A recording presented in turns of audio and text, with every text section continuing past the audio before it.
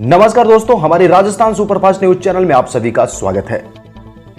राजस्थान की हर बड़ी खबर को सबसे पहले देखने के लिए हमारे चैनल को सब्सक्राइब कर लें, साथ ही साथ बेल आइकन दबा लें, जिससे आपको हर खबर सबसे पहले मिल सके। राजस्थान में झमाझम बारिश का दौर जारी है। मौसम विभाग ने रविवार के लिए 12 जिले के लिए रेड अलर्ट जारी किया है, साथ ही 8 अन्य जिलों के लिए ऑरेंज अलर्ट जारी है।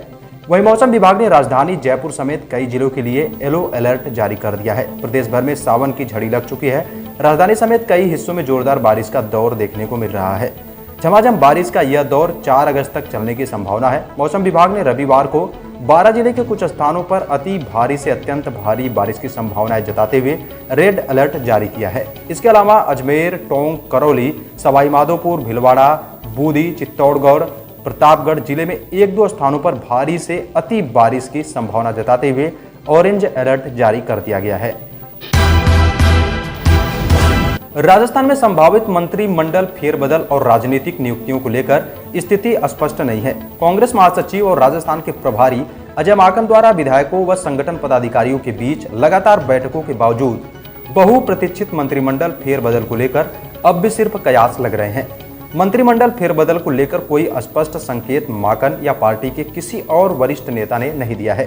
गहलोत मंत्रिमंडल में फेरबदल व हजारों की संख्या में राजनीतिक नियुक्तियों की सुगबुगाहट के बीच माकन ने यहां कांग्रेस व समर्थक विधायकों से फीडबैक लेने का काम गुरुवार को पूरा किया। राजस्थान सरकार ने रविवार 1 अगस्त से एक महत्वपूर्ण योजना का शुभारंभ कर दिया है। इस योजना के तहत प्रदेश में 1 करोड़ 26 लाख परिवारों को 8 औषधि पौधे निःशुल्क उपलब्ध करवाए जाएंगे। प्रत्येक परिवार को तुलसी, गिलोय, कालमेघ और अश्वगंधा के 2-2 पौधे मुफ्त वितरित किए जाएंगे।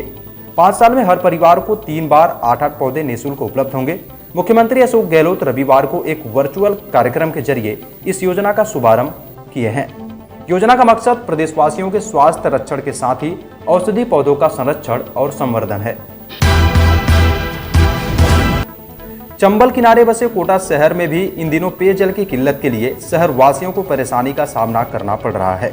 यह नहीं, शहर के कुछ इलाकों में सुचारू पेयजल व्यवस्था नहीं होने से लोग सड़कों पर उतरकर विरोध जता रहे हैं।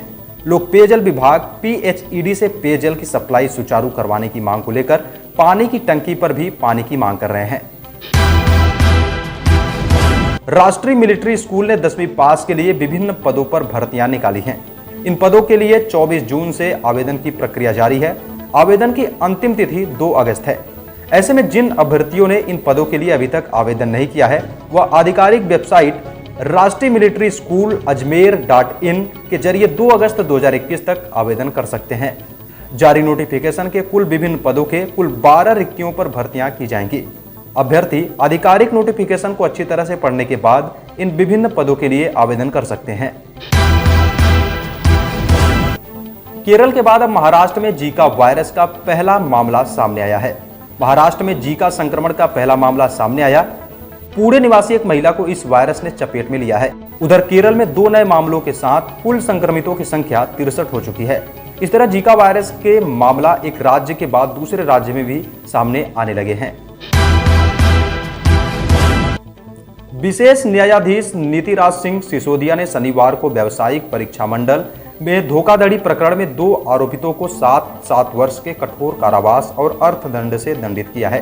सीबीआई के विशेष लोक अभियोजक सतीश दिनकर ने बताया कि व्यापम द्वारा वर्ष 2013 में मध्य प्रदेश पुलिस आरक्षक भर्ती परीक्षा आयोजित की थी, जिसमें परीक्षार्थी ओम प्रकाश त्यागी पुत्र परशुराम त्यागी के स्थान पर परीक्षा दिलाने के लिए दलाल सतीश जाटव ने प्रखर त्रिवेदी को पैसा देकर परीक्षा में शामिल कराया था।